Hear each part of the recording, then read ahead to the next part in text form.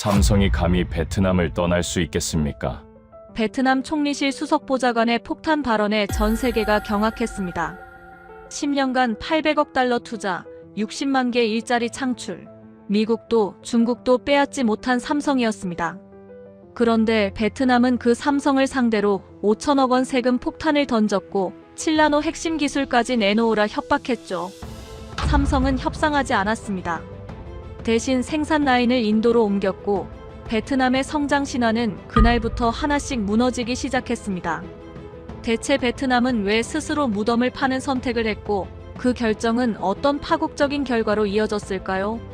지금부터 베트남의 오만한 선택이 불러온 잔혹한 몰락의 전말을 공개합니다.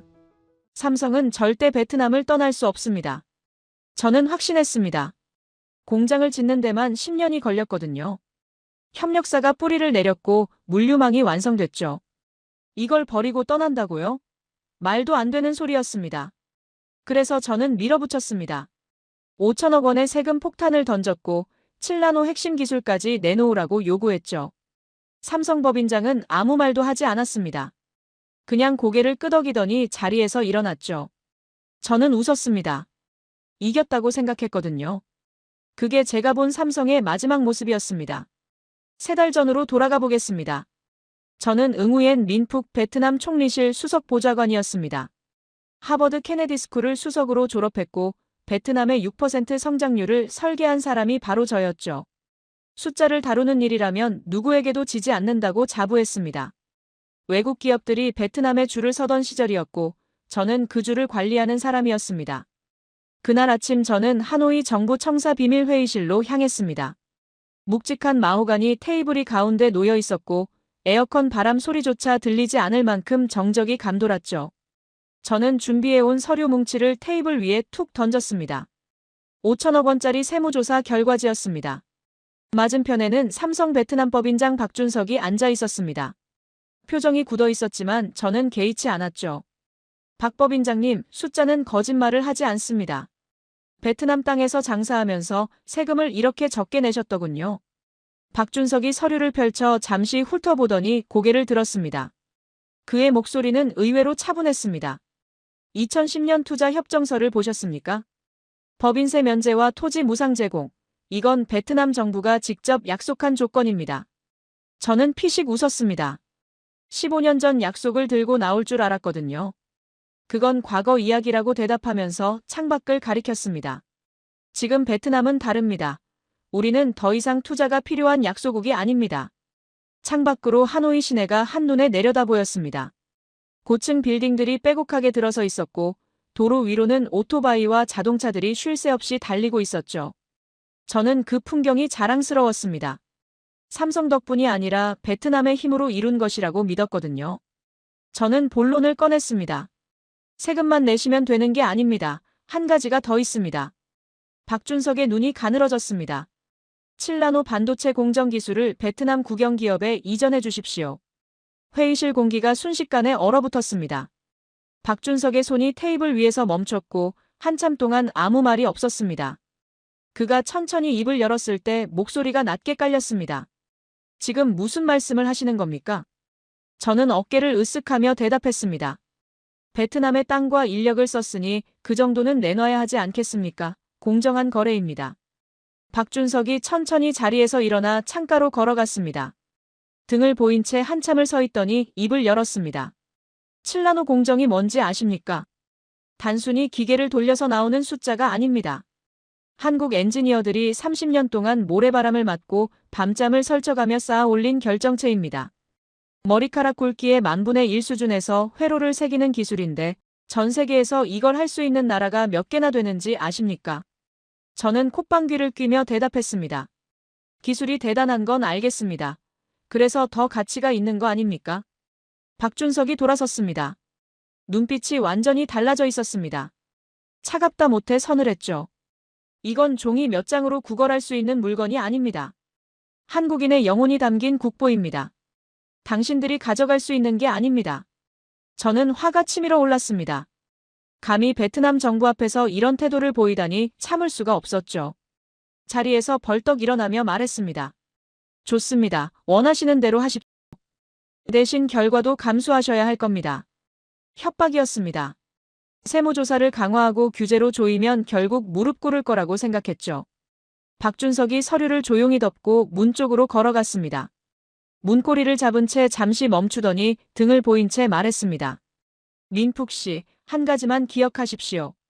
신뢰를 저버린 파트너에게 낭비할 말은 더 이상 없습니다. 문이 닫혔고 발자국 소리가 복도로 멀어져 갔습니다. 박준석 법인장이 문을 닫고 나간 뒤 저는 오히려 기분이 좋았습니다. 협박이 통했다고 생각했거든요. 아무 말도 못하고 도망치듯 나갔으니까요. 며칠만 기다리면 삼성 쪽에서 먼저 연락이 올 거라고 확신했습니다. 그런데 이틀이 지나도 연락이 없었습니다. 사흘이 지나도 마찬가지였죠. 저는 조급해지기 시작했습니다. 협상 테이블로 끌어내려면 뭔가 더 강한 압박이 필요했습니다. 저는 총리실 대회의실의 경제라인 전체를 소집했습니다.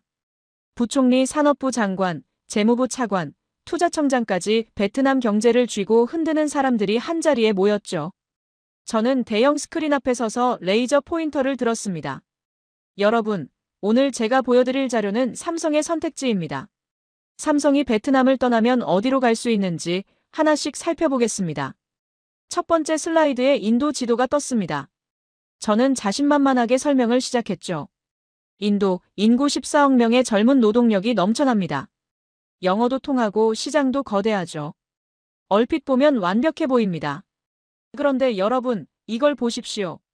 슬라이드를 넘기자 인도의 대규모 정전 사태 뉴스가 화면을 가득 채웠습니다. 2023년 여름, 인도 북부에서 하루 12시간씩 전기가 끊겼습니다.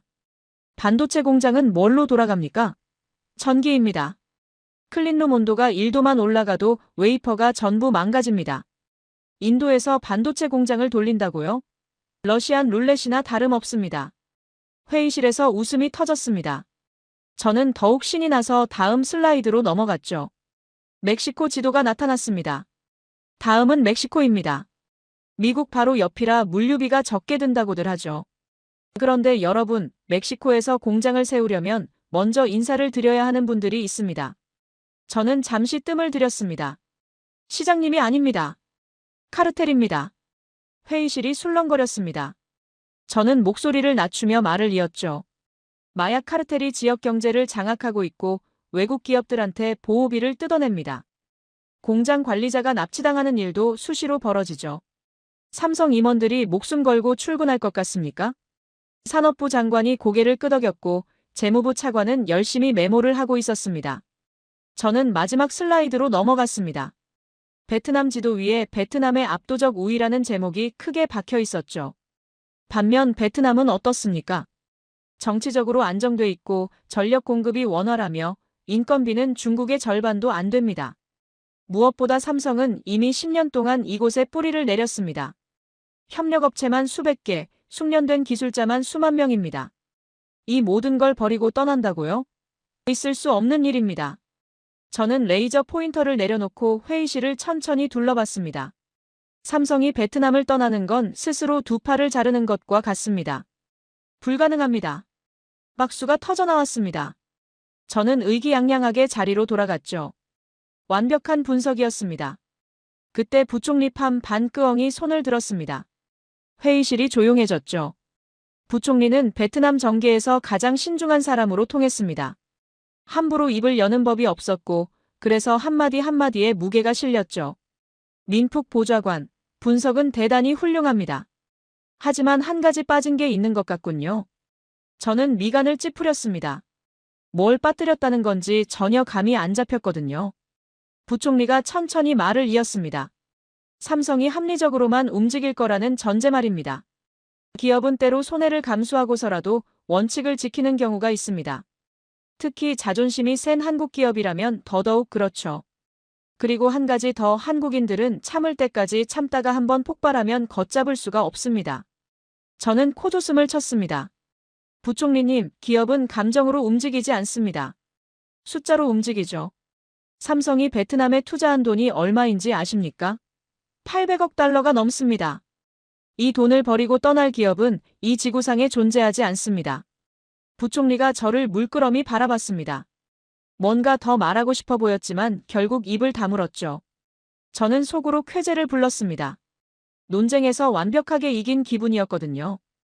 회의가 끝난 뒤 저는 곧바로 다음 단계에 착수했습니다. 언론 플레이였죠. 정부 통제 아래 있는 방송사들의 지시를 내렸고 다음 날부터 뉴스가 일제히 삼성을 겨냥하기 시작했습니다. 삼성, 베트남 노동자 착취 의혹. 삼성, 세금 회피 정황 포착. 삼성, 기술은 빼가고 이익은 본국으로. 자극적인 제목들이 쏟아져 나왔고 여론이 들끓기 시작했습니다. 인터넷에는 삼성을 규탄하는 글이 넘쳐났고 조직적인 시위대가 삼성 공장 앞에 모여들었죠. 확성기에서 구호가 울려 퍼졌습니다. 삼성은 베트남을 착취하지 마라. 삼성은 세금을 내라. 저는 사무실 TV로 그 장면을 지켜보며 흡족하게 웃었습니다. 여론까지 등을 돌리면 삼성은 버틸 재간이 없을 겁니다. 곧 꼬리를 내리고 협상 테이블로 기어 나오겠죠. 그런데 이상한 일이 벌어졌습니다. 삼성이 아무런 반응도 보이지 않는 겁니다. 해명 자료가 나올 줄 알았는데 아무것도 없었습니다. 대변인 성명도 기자회견도 반박 기사도 없었죠. 공장은 평소처럼 가동됐고 직원들은 묵묵히 출퇴근했습니다. 마치 바깥 세상에서 무슨 일이 벌어지는지 전혀 모르는 것처럼요. 저는 그게 항복의 신호라고 해석했습니다. 할 말이 없으니까 침묵하는 거라고요. 언론의 공세에 주눅이 들어서 숨죽이고 있는 거라고 생각했죠. 저는 승리를 확신하며 다음 수를 준비했습니다. 일주일이 지났습니다. 여전히 삼성은 조용했고 저는 슬슬 불안해지기 시작했습니다. 너무 조용했거든요. 세상에 이렇게 얻어맞고도 아무 말 안 하는 기업이 어디 있습니까? 부총리의 경고가 문득 떠올랐습니다. 한국인들은 참을 때까지 참다가 한번 폭발하면 걷잡을 수가 없다. 저는 고개를 저으며 그 생각을 떨쳐냈죠. 말도 안 되는 소리라고요. 그날 아침 저는 평소처럼 사무실에 출근했습니다. 커피를 한 잔 내리고 의자에 앉아 오늘 일정을 확인하려는데 비서가 허겁지겁 문을 열고 뛰어들어왔습니다. 얼굴이 새하얗게 질려 있었죠. 보좌관님. 이것 좀 보셔야 합니다. 비서가 태블릿을 내밀었습니다. 손이 부들부들 떨리고 있었죠. 저는 무심코 화면을 받아들었습니다. 로이터 속보였습니다. 삼성, 베트남 생산 물량 전량 인도 이전 확정. 30조 원 규모 신규 투자 결정. 저는 눈을 의심하며 다시 읽었습니다. 글자가 또렷했습니다. 오보가 아니었죠. 기사 본문을 읽어내려갔습니다. 삼성 본사가 공식 발표한 내용이라고 적혀 있었습니다. 태블릿을 든 손이 떨리기 시작했습니다. 머릿속이 하얘졌죠. 저는 중얼거렸습니다. 불가능해. 이건 불가능한 일이야. 그런데 현실은 제 계산과 달랐습니다. 삼성은 협상하지 않았습니다. 항의하지도 해명하지도 싸우지도 않았죠. 그들은 그냥 떠났습니다. 아무 말 없이요. 로이터 속보가 뜬 직후 저는 한동안 멍하니 앉아 있었습니다. 머릿속이 하얗게 비어버렸거든요. 비서가 뭐라고 말을 걸었지만 귀에 들어오지 않았습니다. 그때 전화벨이 울렸습니다. 산업부 장관이었죠. 민푹 보좌관, 도대체 무슨 일입니까? 삼성이 정말 떠나는 겁니까? 저는 떨리는 목소리로 대답했습니다. 확인 중입니다. 오보일 가능성이 높습니다. 오보라고요? 로이터가 삼성 본사 공식 발표를 인용했는데 그게 오보입니까? 저는 대답하지 못했습니다. 할 말이 없었거든요. 전화를 끊자마자 또 다른 전화가 걸려왔습니다. 재무부 차관이었죠. 그 뒤로 투자청장, 외교부 차관, 심지어 총리실 비서실장까지 연락이 쏟아졌습니다. 모두가 같은 질문을 던졌습니다. 무슨 일이냐고요? 저는 같은 대답만 반복했습니다. 확인 중입니다. 확인 중입니다. 그날 오후 긴급 대책회의가 소집됐습니다. 회의실 분위기는 장례식장 같았죠. 아무도 입을 열지 않았습니다. 저는 구석자리에 앉아 고개를 숙이고 있었습니다. 부총리가 무거운 목소리로 입을 열었습니다. 삼성 측에 연락해봤습니다. 공식 발표가 맞다고 합니다. 철회 의사는 없다고 하더군요. 회의실에 탄식이 흘러나왔습니다. 산업부 장관이 테이블을 쾅 내리쳤죠. 도대체 왜 이렇게 갑자기 결정을 내린 겁니까? 일주일 전까지만 해도 아무런 조짐이 없었잖습니까? 부총리가 고개를 저었습니다. 조짐이 없었던 게 아닙니다. 우리가 못 본 겁니다. 그 순간 회의실 스크린에 영상 하나가 떴습니다. 삼성 베트남 공장의 CCTV 기록이었죠. 날짜를 보니 열흘 전이었습니다. 저는 그 날짜를 보자마자 심장이 철렁 내려앉았습니다. 그날은 제가 산업단지 전력 차단을 명령한 날이었거든요. 영상이 재생되기 시작했습니다. 삼성 클린룸 내부가 화면에 비쳤죠. 노란색 조명 아래 하얀 방진복을 입은 엔지니어들이 분주하게 움직이고 있었습니다. 웨이퍼를 실은 장비들이 정밀하게 돌아가고 있었고 모든 것이 평온해 보였습니다. 그런데 갑자기 화면이 깜빡였습니다. 조명이 일제히 꺼졌고 칠흑 같은 어둠이 화면을 뒤덮었죠. 그 다음 순간 붉은 비상등이 돌아가기 시작했습니다. 빨간 불빛이 회전하며 어둠 속을 훑었고 귀를 찢는 경고음이 울려 퍼졌습니다. 화면 속 엔지니어들이 우왕좌왕하는 게 보였습니다. 누군가 소리를 질렀고 다른 누군가는 장비 앞에서 얼어붙었죠. 하지만 그들이 할 수 있는 건 아무것도 없었습니다. 클린룸 온도가 올라가기 시작했습니다. 반도체 공정은 온도와 습도가 생명입니다. 0.1도만 틀어져도 웨이퍼가 망가지거든요. 그런데 에어컨이 멈췄습니다. 40도 폭염 속에서 클린룸 온도가 순식간에 치솟았죠. 영상에서 이상한 소리가 들려왔습니다. 지직, 지직. 웨이퍼가 산화되는 소리였습니다. 수천 장의 웨이퍼가 한꺼번에 망가지고 있었죠. 한 장에 수백만 원짜리입니다. 수천 장이면 수조 원이에요. 그 돈이 30분 만에 연기처럼 사라지고 있었습니다. 회의실이 얼어붙었습니다. 아무도 숨을 쉬지 않는 것 같았죠. 영상이 끝나고 부총리가 입을 열었습니다. 이날 정전으로 삼성이 입은 피해가 2조 원이 넘는다고 합니다. 그런데 문제는 돈이 아닙니다. 부총리가 저를 바라봤습니다. 눈빛이 차가웠죠. 삼성 측 관계자가 이렇게 말했다고 합니다. 돈은 벌면 됩니다. 하지만 신뢰는 한번 무너지면 끝입니다. 베트남 정부는 약속을 지킬 의사가 없다는 걸 스스로 증명했습니다. 저는 입술을 깨물었습니다. 가슴이 답답했죠. 그 정전은 제가 명령한 것이었습니다. 그 주에 폭염이 극심했거든요. 전력 수요가 폭증했고 자칫하면 대규모 정전 사태가 벌어질 수도 있었습니다. 저는 고민 끝에 결단을 내렸죠. 산업단지 전력을 30분만 끊자. 국민 생활용 전기를 확보하기 위해서요. 지지율 관리 차원도 있었습니다. 국민의 생명이 먼저라는 명분이었죠. 삼성에서 다급하게 전화가 왔습니다. 박준석 법인장이 직접 전화를 걸었더군요. 목소리가 떨리고 있었습니다. 민푹 보좌관님, 지금 클린룸이 멈췄습니다. 제발 전기를 다시 넣어주십시오. 30분만 더 지나면 수조 원어치 웨이퍼가 전부 망가집니다. 저는 단호하게 대답했습니다. 죄송합니다. 국민의 생명이 먼저입니다. 그리고 전화를 끊었죠. 그때 저는 정복감을 느꼈습니다. 삼성 따위 내 손바닥 안에 있다고 생각했거든요. 거대 기업의 간청을 일축하는 권력의 맛이 짜릿했습니다. 전화를 끊은 뒤 창밖을 바라봤습니다. 하노이 시내에는 전기가 환하게 들어와 있었고 시민들은 에어컨 바람을 쐬며 더위를 피하고 있었죠. 저는 흐뭇했습니다. 국민을 위한 올바른 결정이라고 스스로를 칭찬했습니다. 그런데 지금 생각해보면 그 전화를 끊는 순간 모든 것이 끝나 있었습니다. 회의실에서 산업부 장관이 폭발했습니다. 아니, 전기를 끊으면 공정이 죽는다고 삼성 측에서 수십 번을 경고했지 않습니까? 왜 그걸 무시한 겁니까?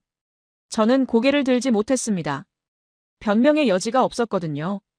재무부 차관이 한숨을 내쉬며 말했습니다. 2010년 투자협정 때 우리가 뭐라고 약속했는지 기억하십니까? 안정적인 전력 공급을 보장하겠다고 했습니다. 문서에 서명까지 했어요. 그 약속을 우리가 스스로 깬 겁니다. 부총리가 무거운 목소리로 정리했습니다. 삼성 입장에서 생각해 보십시오. 세금 폭탄을 맞았습니다. 핵심 기술을 내놓으라는 협박을 받았습니다. 언론에서는 연일 두들겨 맞았고 시위대가 공장 앞을 에워쌌습니다. 거기에 정전까지. 이 나라에서 더 버틸 이유가 있겠습니까? 아무도 대답하지 못했습니다. 회의실에는 무거운 침묵만 흘렀죠. 저는 그제야 깨달았습니다. 제가 끄는 건 전기가 아니었습니다. 베트남의 미래였습니다. 박준석 법인장이 그날 마지막으로 남긴 말이 떠올랐습니다. 민푹 씨, 당신이 오늘 멈춘 건 생산 라인이 아닙니다. 그때는 무슨 뜻인지 몰랐습니다. 지금은 뼈저리게 알겠더군요. 회의가 끝난 뒤 저는 혼자 사무실로 돌아왔습니다. 창밖으로 하노이 야경이 보였지만 예전처럼 아름답게 느껴지지 않았습니다. 그 불빛 하나하나가 제 실수를 비웃는 것 같았죠. 책상 위에 놓인 태블릿을 집어들었습니다. 뉴스 알림이 쉴 새 없이 울리고 있었습니다. 삼성 철수 확정, 베트남 경제 비상, 외국 기업들 투자 재검토. 제목만 봐도 머리가 지끈거렸습니다. 그런데 그건 시작에 불과했습니다. 진짜 폭풍은 다음 날부터 몰아치기 시작했거든요. 다음 날 아침 저는 눈을 뜨자마자 휴대폰부터 확인했습니다. 혹시 삼성이 철수를 철회했다는 뉴스가 떴을지도 모른다는 희망 때문이었죠. 하지만 화면에는 더 끔찍한 소식들만 가득했습니다. 무디스, 베트남 신용등급 전망 부정적으로 하향 조정. 피치, 베트남 투자 환경 재평가 착수. 블룸버그, 베트남 리스크 급등. 외국 기업들 투자 재검토. 저는 휴대폰을 내던지듯 침대 위에 놓았습니다. 악몽이 현실이 되고 있었습니다. 출근길에 차 안에서 라디오를 켰는데 경제 뉴스가 흘러나왔습니다. 전문가라는 사람이 차분한 목소리로 분석하고 있더군요. 삼성의 베트남 철수는 단순한 기업 이전이 아닙니다. 이건 베트남이라는 국가의 신뢰도에 대한 국제사회의 판결입니다. 약속을 지키지 않는 나라에 누가 투자하겠습니까? 저는 라디오를 꺼버렸습니다. 듣고 싶지 않았거든요. 사무실에 도착하니 분위기가 심상치 않았습니다. 복도에서 마주치는 사람들마다 저를 피하듯 고개를 돌렸죠. 어제까지만 해도 저한테 굽신거리던 사람들이었습니다. 권력의 맛이 얼마나 허망한지 그때 처음 알았습니다. 책상에 앉자마자 비서가 들어왔습니다. 얼굴이 어두웠죠. 보좌관님, 하노이 공항에서 연락이 왔습니다. 직접 보셔야 할 것 같습니다. 무슨 일인데 그러냐고 물었더니 비서가 말을 흐렸습니다. 가보시면 아십니다. 저는 불안한 마음으로 차에 올랐습니다. 하노이 공항까지는 40분 정도 걸렸는데 그 시간이 왜 그렇게 길게 느껴지던지요. 공항에 도착하니 이상한 광경이 펼쳐져 있었습니다. 국제선 출국장 앞에 사람들이 길게 줄을 서 있었는데 전부 한국 사람들이었습니다. 삼성 직원증을 목에 건 사람들이 캐리어를 끌고 묵묵히 줄을 서 있었죠. 아무도 말이 없었습니다. 웃는 사람도 우는 사람도 화내는 사람도 없었습니다. 그냥 조용히 차례를 기다리고 있었습니다. 저는 공항 관계자에게 물었습니다.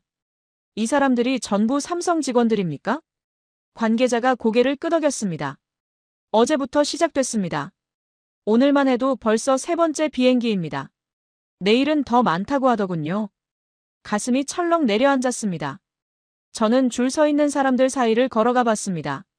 누군가 저를 알아봤는지 수군거리는 소리가 들렸지만 아무도 대놓고 뭐라고 하지는 않았습니다. 그 침묵이 오히려 더 무서웠습니다. 한 중년 남자가 눈에 띄었습니다. 삼성 엔지니어 같았는데 품에 작은 화분을 안고 있더군요. 아마 사무실 책상 위에 놓아뒀던 걸 가져가는 모양이었습니다. 저는 왠지 모르게 그 화분에서 눈을 뗄 수가 없었습니다. 저도 모르게 말을 걸었습니다. 그게 뭡니까? 남자가 화분을 내려다보며 대답했습니다.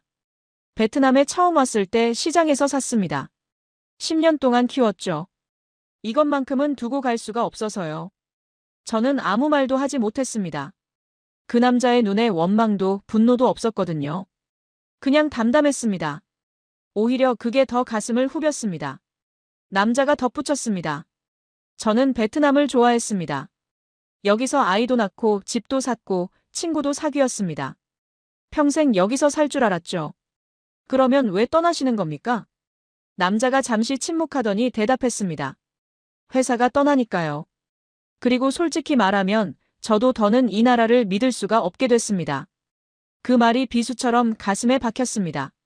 저는 더 물을 용기가 나지 않았습니다. 공항을 나와 차에 올랐는데 비서가 또 다른 소식을 전해왔습니다. 보좌관님, 화물터미널 쪽 상황이 더 심각하다고 합니다. 저는 화물터미널로 향했습니다. 거기서 본 광경은 더 충격적이었죠. 평소 같으면 트럭들이 줄지어 화물을 싣고 내리느라 북적거려야 할 곳이었습니다. 그런데 텅 비어 있었습니다. 거대한 창고들 문이 굳게 닫혀 있었고 지게차 한 대 돌아다니지 않았습니다. 마치 유령 도시 같았죠. 창고 관리인 한 명이 담배를 피우며 서 있길래 다가가서 물었습니다. 여기 무슨 일입니까? 왜 이렇게 한산합니다. 관리인이 피식 웃으며 대답했습니다. 삼성 물량이 전부 끊겼습니다. 여기 화물의 70%가 삼성 거였는데 어젯밤부터 아무것도 안 들어옵니다. 70%요? 관리인이 고개를 끄덕였습니다. 그게 다가 아닙니다. 삼성 협력업체들 물량까지 합치면 거의 90%입니다. 내일부터 저도 뭘 해야 할지 모르겠습니다. 저는 할 말을 잃었습니다. 제가 무슨 짓을 저질렀는지 눈앞에서 생생하게 펼쳐지고 있었거든요. 그때 휴대폰이 울렸습니다. 부총리였죠. 민푹 보좌관, 지금 어디 있습니까? 당장 총리실로 오십시오. 긴급 상황입니다. 무슨 일입니까? LG에서도 연락이 왔습니다. 현대차도요. 베트남 투자 계획을 전면 재검토하겠다고 합니다. 저는 전화기를 든 손이 떨렸습니다. 삼성 하나가 떠나는 게 아니었습니다. 줄줄이 도미노가 쓰러지기 시작한 거였죠. 총리실로 가는 차 안에서 저는 창밖을 바라봤습니다. 하노이 시내는 평소와 다름없이 북적거리고 있었습니다. 오토바이들이 쌩쌩 달리고 상점들은 손님을 맞이하고 있었죠. 아직 사람들은 모르고 있었습니다. 태풍의 눈 안에 있으면 바람이 안 부는 것처럼 폭풍이 다가오고 있다는 걸 아무도 눈치채지 못하고 있었죠. 신뢰를 저버린 파트너에게 낭비할 말은 더 이상 없다. 박준석 법인장이 마지막으로 남긴 말이 계속 머릿속을 맴돌았습니다. 이제야 그 말의 의미를 알 것 같았습니다. 삼성은 항의하지 않았습니다. 싸우지도 협박하지도 언론에 호소하지도 않았죠. 그냥 조용히 짐을 쌌습니다. 그리고 떠났습니다. 침묵은 굴복이 아니었습니다. 이동 준비였던 겁니다. 저는 그걸 끝까지 알아채지 못했습니다. 총리실에 도착하니 회의실이 난리가 나 있었습니다. 전화벨이 쉴 새 없이 울렸고 사람들이 뛰어다니며 서류를 전달했죠. 스크린에는 주식시장 그래프가 떠 있었는데 빨간 화살표가 수직으로 곤두박질치고 있었습니다. 재무부 차관이 허탈한 목소리로 말했습니다. 하루 만에 외국인 투자자금 2조 원이 빠져나갔습니다. 내일은 더 빠질 겁니다. 산업부 장관이 고함을 질렀습니다. 도대체 어떻게 이 사태를 수습할 겁니까? 삼성한테 사과라도 해야 합니까? 아무도 대답하지 못했습니다. 저도 마찬가지였죠. 그때 회의실 문이 벌컥 열리더니 총리 비서실장이 들어왔습니다. 얼굴이 창백했죠. 방금 일본 대사관에서 연락이 왔습니다. 도요타가 베트남 공장 증설 계획을 백지화했다고 합니다. 유럽 쪽에서도 비슷한 소식이 들려오고 있고요. 회의실이 얼어붙었습니다. 삼성 하나 떠난 게 아니었습니다. 베트남이라는 나라 자체가 국제사회에서 신뢰를 잃어가고 있었습니다. 저는 그 자리에 서서 아무 말도 하지 못했습니다. 제가 시작한 일이었습니다. 세금 폭탄도 기술 이전 요구도 언론 플레이도 정전도 전부 제가 벌인 일이었죠. 그런데 이제 감당할 수가 없었습니다. 부총리가 저를 바라봤습니다. 눈빛이 차가웠죠. 민푹 보좌관, 이 사태를 어떻게 수습할 생각입니까? 저는 입을 열었다가 다시 다물었습니다. 할 말이 없었거든요. 머릿속은 하얗게 비어 있었고 혀는 마비된 것처럼 움직이지 않았습니다. 숫자는 언제나 내 편이라고 믿었습니다. 그런데 지금 그 숫자들이 전부 저를 향해 날아오고 있었습니다. 회의실에는 경제 관련 부처 수장들이 전부 모여 있었는데 분위기가 장례식장보다 더 무거웠죠. 저는 구석자리에 앉아서 고개를 숙이고 있었습니다. 일주일 전만 해도 이 자리에서 자신만만하게 프레젠테이션을 하던 사람이 바로 저였거든요. 재무부 차관이 스크린 앞에 서서 발표를 시작했습니다. 목소리가 떨리고 있었죠. 현재까지 파악된 피해 상황을 보고드리겠습니다. 삼성 직접 고용 인원 10만 명, 1차 협력사 25만 명, 2차 협력사까지 합치면 총 60만 명의 일자리가 위태로운 상황입니다. 60만 명이라는 숫자가 회의실에 울려 퍼졌습니다. 누군가 한숨을 내쉬는 소리가 들렸죠. 저는 그 숫자가 얼마나 큰 건지 머릿속으로 계산해 봤습니다. 베트남 제조업 종사자의 10%에 해당하는 숫자였거든요. 차관이 슬라이드를 넘기며 말을 이었습니다. 그게 다가 아닙니다. 삼성은 베트남 전체 수출의 25%, GDP의 20%를 차지하고 있었습니다. 이 물량이 사라지면 우리 경제 성장률이 6%대에서 2%대로 추락할 수 있습니다. 산업부 장관이 테이블을 내리치며 소리쳤습니다. 2%라고요? 그건 사실상 마이너스 성장이나 다름없잖습니까? 차관이 고개를 끄덕였죠. 네, 그래서 비상 상황이라고 말씀드리는 겁니다. 저는 그 숫자들을 들으며 가슴이 조여왔습니다. 불과 한 달 전만 해도 이 숫자들이 제 자신감의 원천이었거든요. 삼성이 베트남 수출의 25%를 차지한다고요? 그건 삼성이 우리한테 종속됐다는 증거라고 해석했었죠. 그런데 지금 같은 숫자가 베트남의 목을 조르고 있었습니다. 회의가 끝난 뒤 저는 사무실로 돌아왔습니다. TV를 켜니까 뉴스가 나오고 있었는데 화면에 낯익은 장소가 비쳤죠. 삼성협력업체가 밀집해 있는 박린공단이었습니다. 그런데 분위기가 심상치 않았어요. 공장 앞에 사람들이 잔뜩 모여 있었고 누군가 울부짖는 소리가 마이크에 잡히고 있었거든요.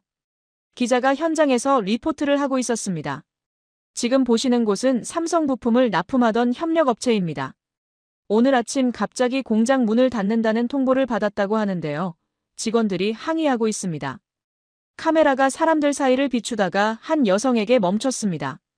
40대쯤 돼 보이는 여성이었는데 얼굴이 눈물범벅이었죠. 기자가 마이크를 들이밀자 여성이 울먹이며 말했습니다.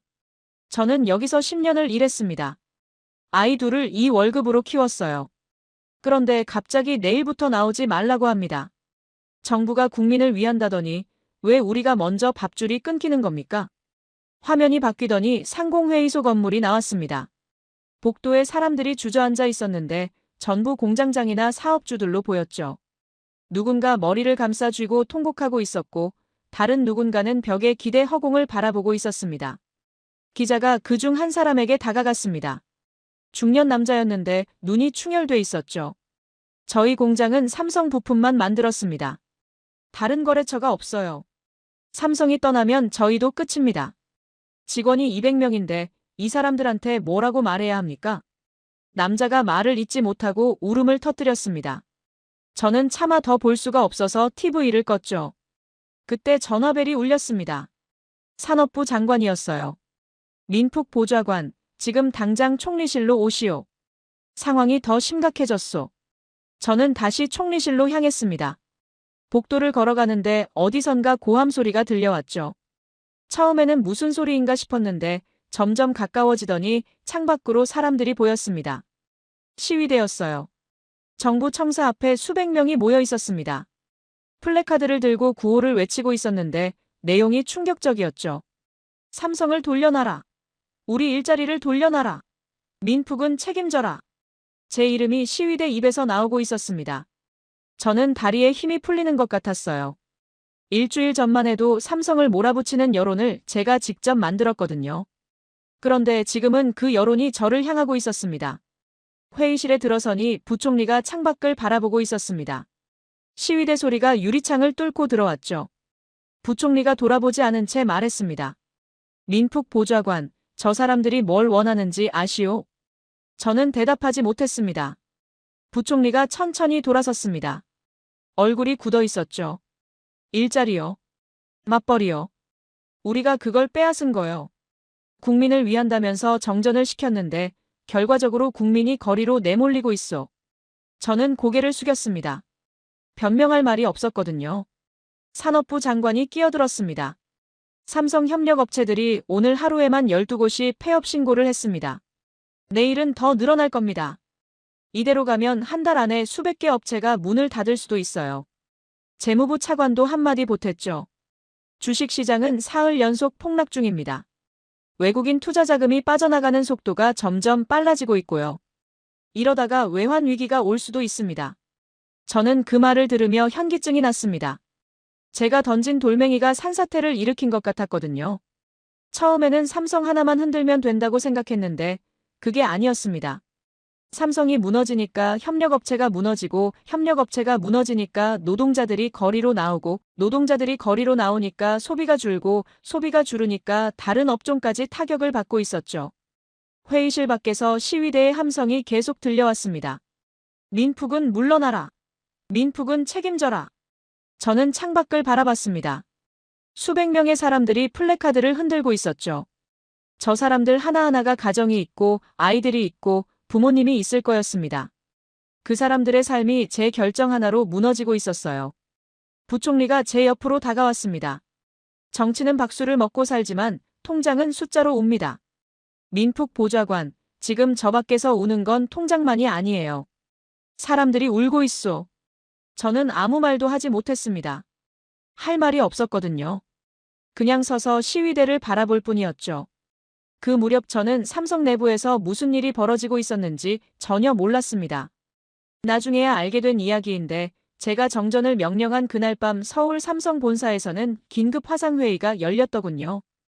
회의에 참석한 건 반도체 사업부 총괄, 글로벌 전략실장, 그리고 베트남 법인장 박준석이었습니다.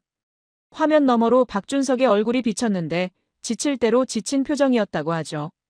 클린룸에서 수조 원어치 웨이퍼가 타들어가는 걸 두 눈으로 지켜본 직후였으니까요. 반도체 사업부 총괄이 먼저 입을 열었답니다. 박 법인장, 상황을 정리해 주시오. 박준석이 보고를 시작했죠. 오늘 정전으로 인한 피해액은 최소 2조 원입니다. 하지만 문제는 돈이 아닙니다. 베트남 정부가 우리를 어떻게 보고 있는지 오늘 확실히 알았습니다. 그들에게 우리는 협력 파트너가 아니라 착취 대상입니다. 글로벌 전략실장이 물었습니다. 협상 여지는 없소? 박준석이 고개를 저었죠. 없습니다. 저들은 5천억 원의 세금과 7나노 핵심 기술을 요구하고 있습니다. 세금이야 협상할 수 있다고 쳐도 기술 이전은 절대 받아들일 수 없는 조건입니다. 그건 삼성의 심장을 내놓으라는 것과 같습니다. 회의실에 잠시 침묵이 흘렀습니다. 반도체 사업부 총괄이 천천히 입을 열었죠. 인도 쪽 상황은 어떻소? 글로벌 전략실장이 태블릿을 들어보였습니다. 이미 타진해봤습니다. 인도 정부가 파격적인 조건을 제시하고 있습니다. 법인세 20년 면제, 부지 무상 제공, 전력 안정 공급 보장. 이 모든 조건을 법률로 명문화하겠다고 합니다.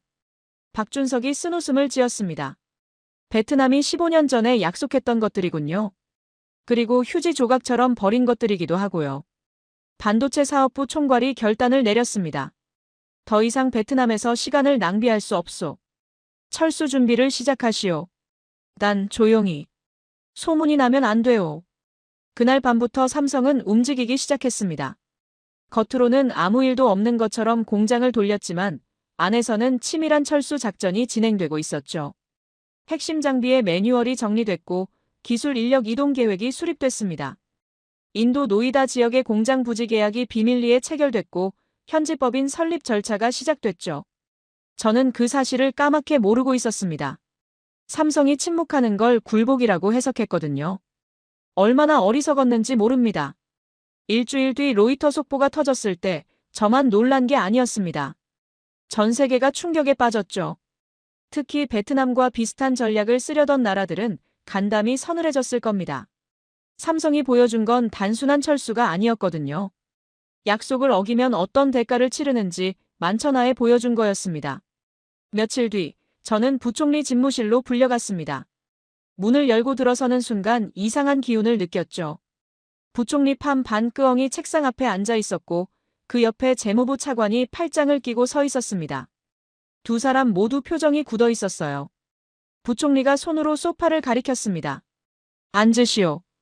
저는 천천히 소파에 앉았죠. 부총리가 서랍에서 서류 뭉치를 꺼내 테이블 위로 밀었습니다. 이게 뭔지 아시오? 첫 페이지 상단에 비밀 메모라고 적혀 있었습니다.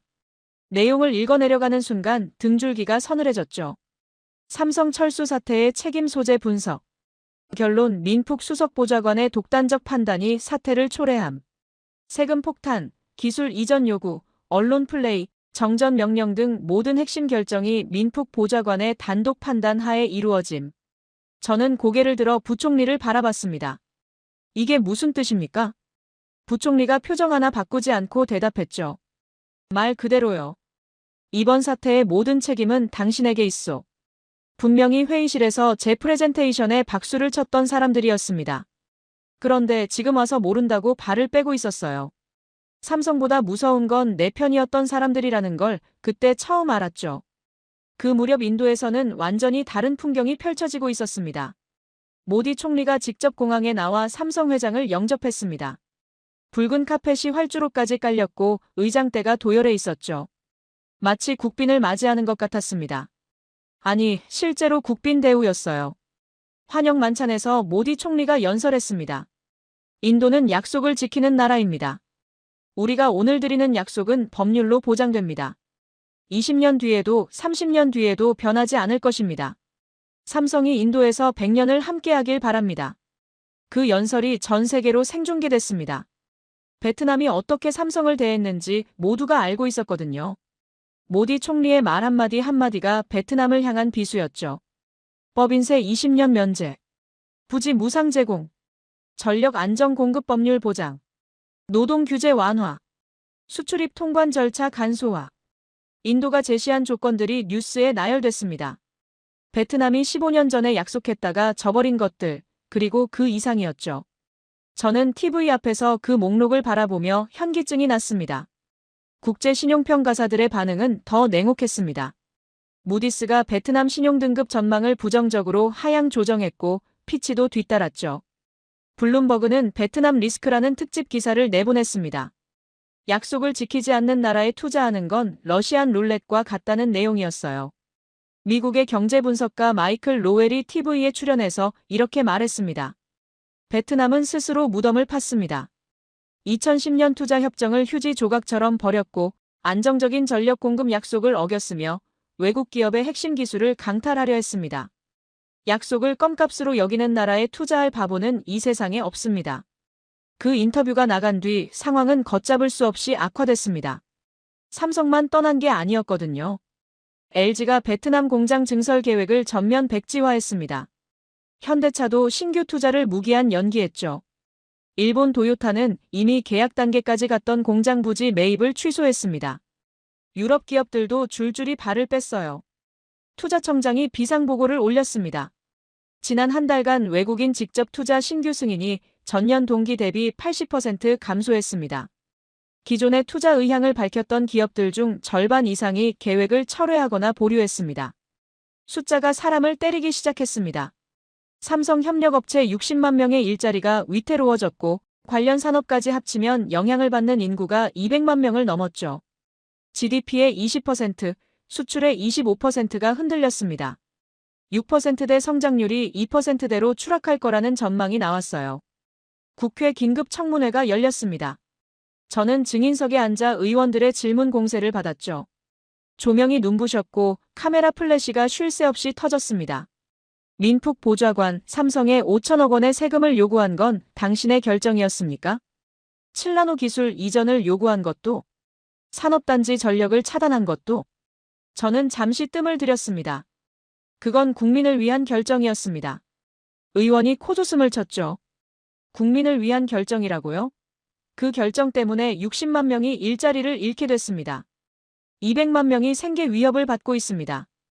그게 국민을 위한 겁니까? 저는 대답하지 못했습니다. 청문회가 끝난 뒤 총리실로 호출됐습니다. 총리가 창밖을 바라보며 서 있었는데 뒤돌아보지도 않고 말했죠. 사표를 내시오. 저는 멍하니 서 있었습니다. 총리가 돌아섰습니다. 눈빛이 차가웠어요. 국가를 위해 희생한 것으로 정리해주겠소. 그게 내가 줄 수 있는 마지막 배려요. 저는 고개를 숙였습니다. 할 말이 없었거든요. 총리실을 나서는데 구두 소리가 대리석 복도에 공허하게 울렸습니다. 일주일 전만 해도 이 복도를 누비며 베트남의 미래를 설계한다고 자부했었죠. 그런데 지금은 쫓겨나는 신세였습니다. 복도 끝 창문으로 하노이 시내가 보였습니다. 여전히 오토바이들이 쌩쌩 달리고 있었고 상점들은 불을 밝히고 있었죠. 하지만 저는 알고 있었습니다. 저 평온함이 얼마 가지 않을 거라는 걸요. 폭풍이 이제 막 시작됐을 뿐이라는 걸요. 삼성이 떠난 자리는 너무 컸습니다. 그 구멍을 메울 방법은 아무도 모르고 있었죠. 삼성이 떠난 지 한 달 뒤 베트남 경제가 본격적으로 흔들리기 시작했습니다. 저는 TV의 볼륨을 높였습니다. 화면에 그래프가 떴는데 빨간 화살표가 수직으로 곤두박질치고 있었죠. 앵커가 숫자들을 읊기 시작했습니다. 삼성은 베트남 GDP의 20%를 차지하고 있었습니다. 전체 수출의 25%가 삼성 제품이었죠. 이 물량이 하루아침에 사라졌습니다. 경제 성장률이 6%대에서 2%대로 추락할 것이라는 전망이 나오고 있습니다. 20%, 그 숫자가 머릿속에서 맴돌았습니다. 베트남이라는 나라의 5분의 1이 삼성 하나에 달려 있었던 겁니다. 저는 그걸 무기로 삼았었죠. 삼성이 우리한테 종속됐다고, 그래서 절대 떠날 수 없다고 자신했습니다. 그런데 지금 그 5분의 1이 통째로 증발해버렸습니다. 화면이 바뀌더니 박린 공단이 비쳤습니다. 예전에는 트럭들이 줄지어 들어오고 나가느라 북적거리던 곳이었는데 지금은 텅 비어 있었죠.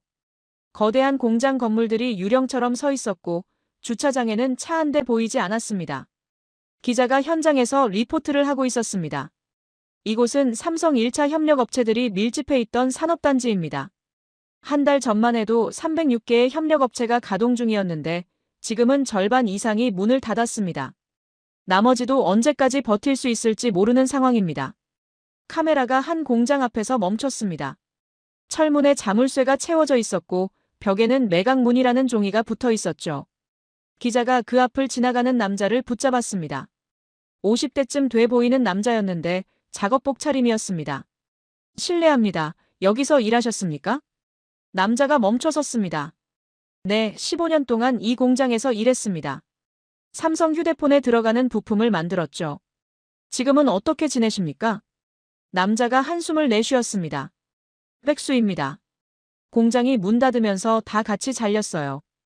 200명이 한꺼번에요. 다른 일자리를 찾아보고 있는데 아무 데서도 연락이 없습니다. 다들 사정이 똑같거든요. 기자가 물었습니다. 앞으로 어떻게 하실 계획입니까? 남자가 고개를 숙였습니다. 모르겠습니다. 아이가 둘인데 한 달 뒤부터 학비를 못 낼 것 같습니다. 집세도 밀리고 있고요. 솔직히 막막합니다. 저는 TV 앞에서 숨이 막히는 것 같았습니다. 저 사람 하나가 아니었거든요.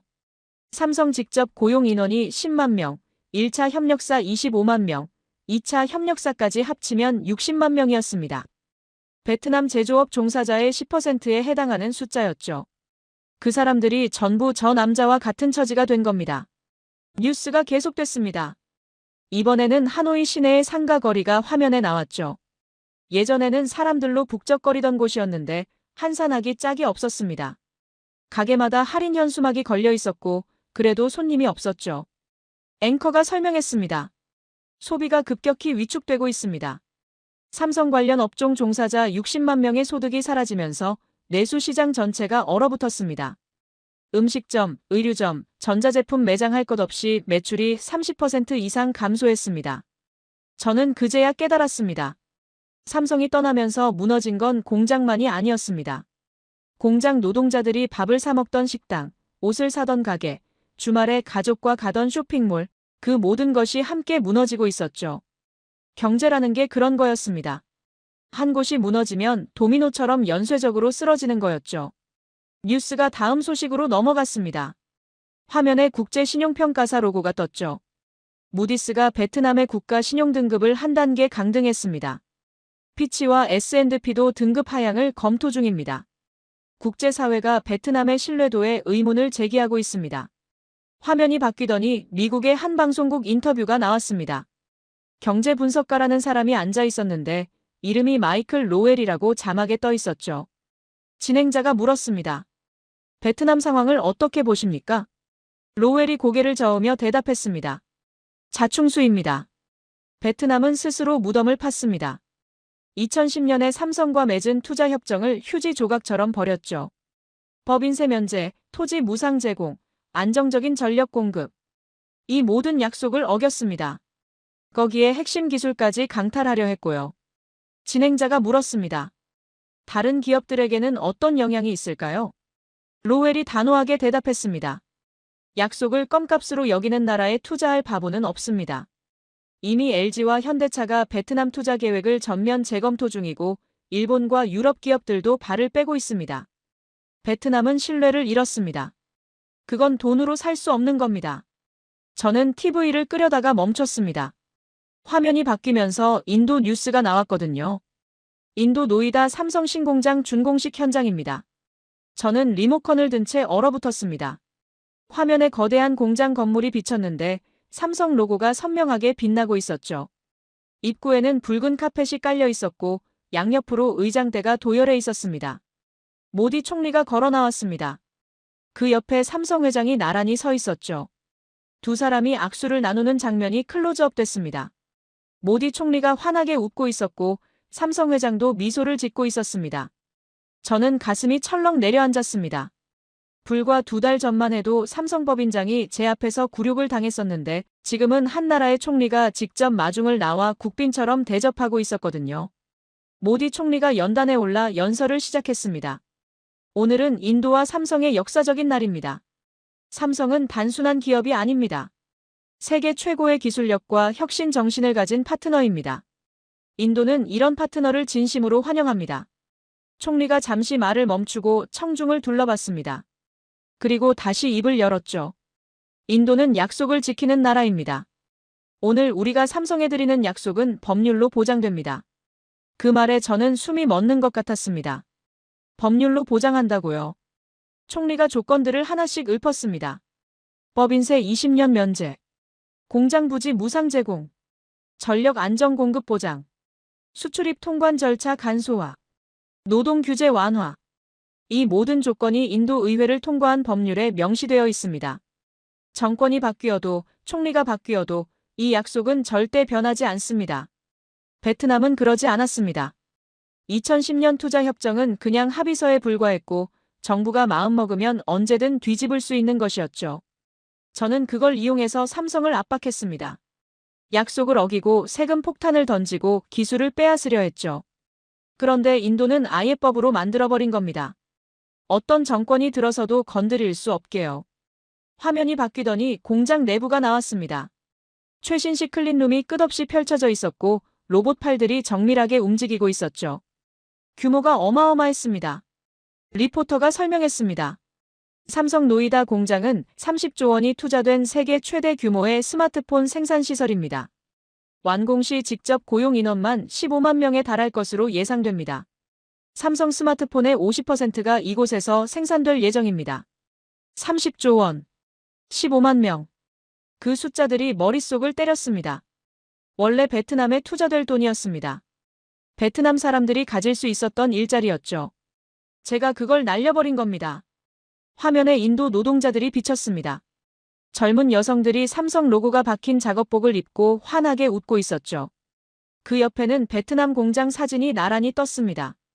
텅 빈 주차장, 녹슨 철문, 먼지 쌓인 창문. 대비가 너무 선명했습니다. 앵커가 말했습니다. 같은 삼성인데 국경을 넘으니까 대우가 완전히 달라졌습니다. 베트남이 발로 찬 기업을 인도는 두 팔 벌려 환영하고 있습니다. 저는 리모컨을 떨어뜨렸습니다. 손에 힘이 들어가지 않았거든요. 그때 휴대폰이 울렸습니다. 모르는 번호였는데 습관적으로 받았죠. 여보세요? 전화기 너머로 익숙한 목소리가 들려왔습니다. 민푹 씨, 오랜만입니다. 저는 심장이 멎는 줄 알았습니다. 박준석이었습니다. 삼성 베트남 법인장.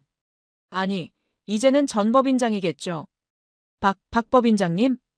전 법인장이죠. 지금은 인도에 있습니다. 저는 할 말을 잃었습니다. 한참 침묵이 흐른 뒤에야 겨우 입을 열었죠. 무슨 일로 전화하셨습니까? 박준석이 잠시 뜸을 들이더니 대답했습니다. 그냥 한 가지만 말씀드리려고요. 민푹 씨, 저는 베트남을 좋아했습니다. 10년 동안 그곳에서 일하면서 정이 많이 들었어요. 떠나고 싶지 않았습니다. 그러면 왜? 박준석이 말을 끊었습니다. 신뢰가 무너졌으니까요. 한번 깨진 신뢰는 다시 붙일 수 없습니다. 민푹 씨, 당신은 숫자만 봤어요. 그런데 기업은 숫자만으로 움직이지 않습니다.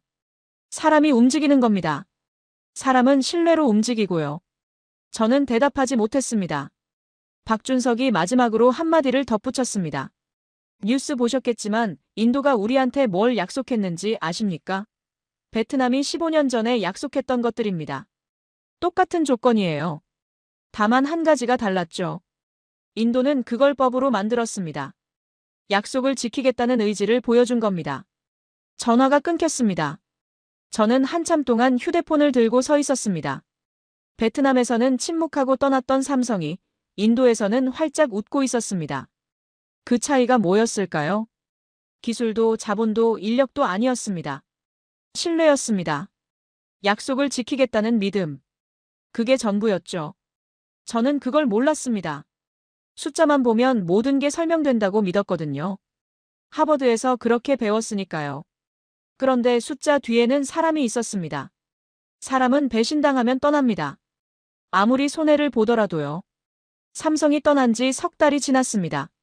베트남 정부는 뒤늦게 사태의 심각성을 깨달았죠.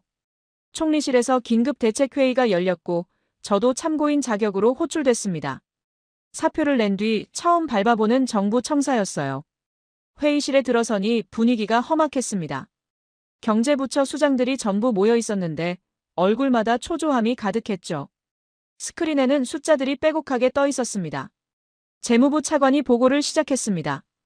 현재까지 집계된 피해 상황입니다. 삼성 직접 고용 인원 10만 명 전원 실직. 1차 협력사 306개 중 187개 폐업. 2차 협력사까지 합치면 실직자가 47만 명을 넘었습니다. 한 달 내로 60만 명에 도달할 전망입니다. 회의실이 술렁거렸습니다. 차관이 슬라이드를 넘기며 말을 이었죠. GDP 타격도 심각합니다. 삼성은 베트남 GDP의 20%를 차지하고 있었습니다. 수출의 25%가 삼성 제품이었고요. 이 물량이 사라지면서 경제 성장률이 6.5%에서 2.1%로 추락했습니다. IMF는 내년 전망치를 1%대로 낮췄습니다. 산업부 장관이 끼어들었습니다. 그게 다가 아닙니다. 삼성이 떠나면서 연쇄 이탈이 시작됐습니다. LG가 신규 투자를 전면 중단했고 현대차는 공장 증설 계획을 백지화했습니다. 일본 기업들도 줄줄이 빠지고 있어요.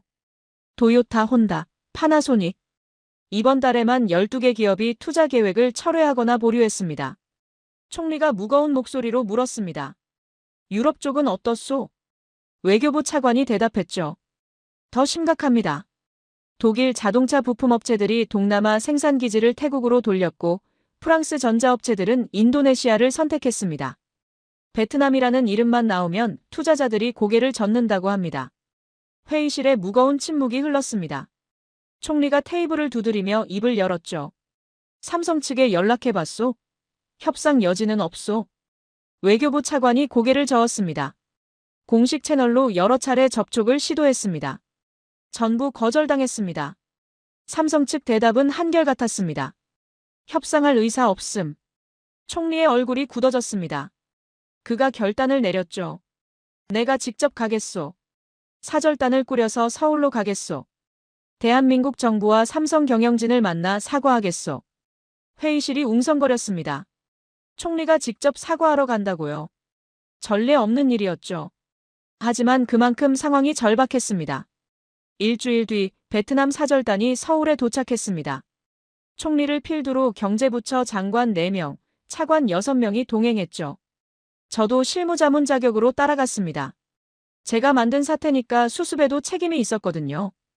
인천공항에 내리는 순간부터 분위기가 싸늘했습니다. 영접 나온 사람이 외교부 과장급 1명뿐이었거든요. 장관도 차관도 없었습니다. 한국 정부가 베트남을 어떻게 보는지 단적으로 보여주는 장면이었죠. 다음 날 삼성 본사를 방문했습니다. 거대한 건물 앞에 서니까 가슴이 답답해졌어요. 우리는 회의실로 안내됐는데 삼성 측에서는 부사장급 임원 1명만 나왔습니다. 회장은커녕 사장도 없었죠. 총리가 먼저 입을 열었습니다. 베트남 정부를 대표해서 공식 사과드립니다. 우리가 약속을 어겼습니다. 세금 문제, 기술 이전 요구, 정전 사태. 모든 게 우리 잘못이었습니다. 다시 돌아와 주십시오. 조건은 원하시는 대로 맞추겠습니다. 삼성 임원이 잠시 침묵하더니 대답했습니다. 총리님의 사과는 감사히 받겠습니다. 하지만 저희 입장은 변함이 없습니다. 총리가 다급하게 말했죠. 법인세 30년 면제. 토지 영구 무상 제공. 전력 안정공급 헌법 명시. 뭐든 해드리겠습니다. 임원이 고개를 저었습니다. 문제는 조건이 아닙니다. 신뢰입니다. 총리님, 2010년에도 비슷한 약속을 하셨죠. 법인세 면제, 토지 무상 제공. 그 약속이 어떻게 됐습니까? 15년 만에 휴지 조각이 됐습니다. 이번에 30년을 약속하신다고 해서 저희가 믿을 수 있겠습니까? 총리가 할 말을 잃었습니다. 저는 옆에서 그 장면을 지켜보며 얼굴이 화끈거렸죠. 제가 만든 상황이었으니까요. 임원이 말을 이었습니다. 저희는 이미 인도에 30조 원을 투자했습니다. 공장이 가동 중이고 15만 명을 고용했습니다. 인도 정부는 약속을 법률로 명문화했습니다. 정권이 바뀌어도 뒤집을 수 없게요. 그게 신뢰입니다. 회의는 30분 만에 끝났습니다. 성과는 제로였죠. 삼성은 돌아오지 않았고 앞으로도 돌아오지 않을 거였습니다. 서울에서 돌아온 뒤 국제사회의 반응이 쏟아졌습니다. 전부 베트남에 불리한 내용이었죠. 무디스가 베트남 국가 신용등급을 2단계 강등했습니다. 피치와 S&P도 뒤따랐고요. 보고서에는 이렇게 적혀 있었습니다. 베트남은 외국인 투자자에 대한 약속 이행 능력과 의지에 심각한 의문이 제기되는 국가다. 투자 위험 등급 상향 조정. 미국 월스트리트 저널이 사설을 실었습니다. 제목은 이랬죠. 베트남의 교훈, 약속은 지키라고 있는 것이다. 내용은 더 신랄했습니다. 베트남은 스스로 무덤을 팠다. 15년 전 약속을 어기고 핵심 기술을 강탈하려 했으며 정치적 목적으로 외국 기업을 희생양 삼았다. 그 결과 GDP의 20%가 증발했고 60만 명이 일자리를 잃었다. 이것이 신뢰를 저버린 대가다. 영국 파이낸셜 타임스도 가세했습니다. 기업은 전기를 잃은 게 아니라 신뢰를 잃은 것이다. 30분짜리 정전이 문제가 아니었다. 언제든 약속을 뒤집을 수 있는 나라라는 사실이 문제였다. 일본 니혼케이자이 신문은 더 직접적이었죠. 베트남 리스크라는 단어가 국제 비즈니스 용어로 등재됐다. 뜻은 이렇다. 투자 유치 후 약속을 어기는 국가적 배신 행위. 저는 그 기사들을 읽으며 이를 악물었습니다. 전부 제가 자초한 일이었거든요. 반면 인도는 승승장구하고 있었습니다. 삼성뿐만 아니라 LG, 현대, SK까지 인도로 몰려들었죠. 모디 총리는 TV에 나와서 이렇게 말했습니다. 인도는 약속을 지키는 나라입니다. 우리가 한 약속은 법률로 보장됩니다. 그래서 세계 최고의 기업들이 인도를 선택하는 겁니다. 그 말이 베트남을 향한 비수라는 건 누구나 알았습니다. 저는 요즘 방린공단 근처를 자주 걷습니다. 텅 빈 공장들 사이를 걸으면서 생각하죠. 제가 무너뜨린 것이 무엇인지. 60만 명의 일자리, GDP의 20%, 국가 신용등급. 숫자로 보면 그렇습니다. 하지만 숫자 뒤에는 사람이